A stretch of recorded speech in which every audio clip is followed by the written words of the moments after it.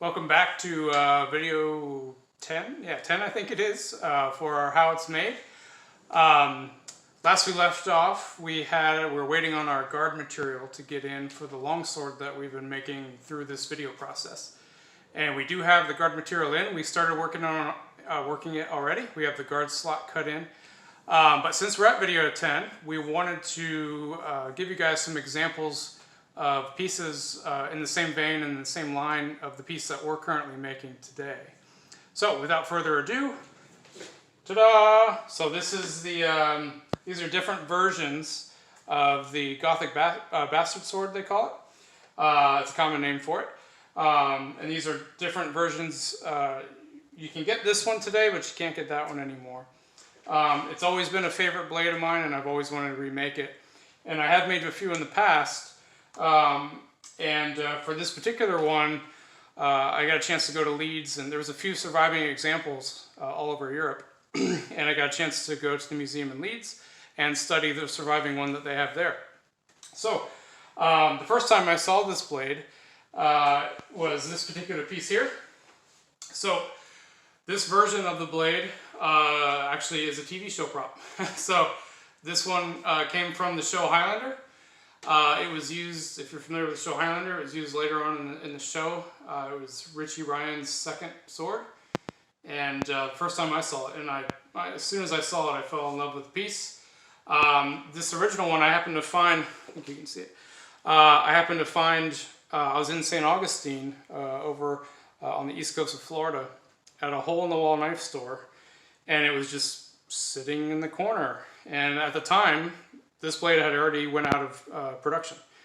And I looked over and I said, hey, how much is that? And he pretty much gave it to me for nothing. So it was worth a bit. So I was lucky enough to find one of these, and I've had it for a while. And this is the original Del-10 blade with the museum replicas handle, which I think was Windlass did the handle, I think, at the time. I could be wrong. It's a great piece. I'm pretty sure the designers of the piece based it off the museum piece. However, they got a lot of things wrong. I think they only saw a 2D version of the piece, like a 2D image from the front. Because they have, if you can see, they have the guard is flat. And the pommel is very flat and very large around. And then the grip is not the right shape compared to the original piece. And then the blade itself is also not the right shape either. It's very narrow at the base and then has a very subtle profile taper. And the original piece was a very wide blade at the base and a very drastic drastic profile taper. So, but this was a great sword nonetheless, and it was the sword that sparked my initial love of these styles of swords. So the next one, the other example we have here. So this Del-10 recreated the piece, I think, just out of demand. I think everybody loved that sword, so they had to make more.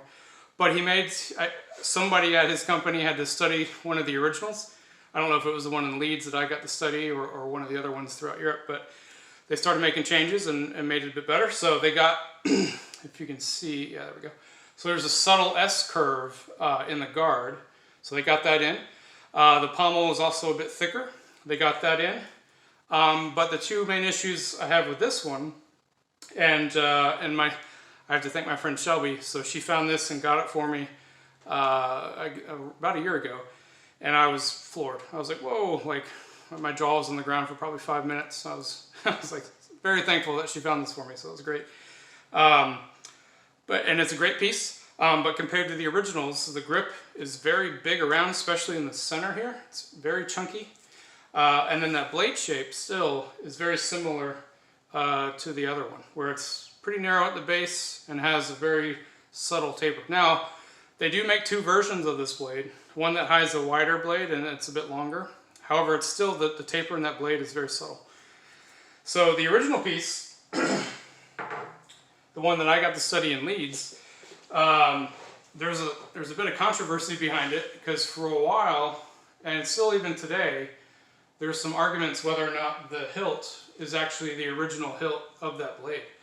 A lot of people think the blade is much older and it was re-hilted maybe in the 1700s or 1800s. But then there was others who studied it pretty detailed and they said no, like that hilt could possibly be original to the time. Either way, I still like the Hood a lot, so that's why I'm remaking it. So the version that we're doing, that we've been following these video series, is kind of taking the best of all the versions of the blade and making our own. So that's what we're doing.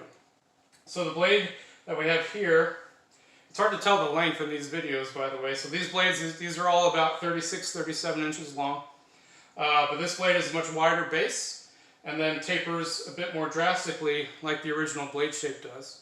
So we wanted to capture a more original blade shape with our version. And then the guard is what we're doing next. So we got a big hunking piece of metal that we're doing the guard out of. We already cut the guard slot. And it'd probably be a whole lot easier to forge this out versus machining and grinding, but you know, we're doing it that way for this particular one, just for consistency from the prior one that we made as well. And so that's the next few parts of our video. So from here, next video will probably be mounting the guard to the blade once it's done, and then doing the grip, the leather wrap, the wire wrap, and then the pommel, and then the piece will be all complete. So, so that's our piece, and that's what we're working on and what we're working towards.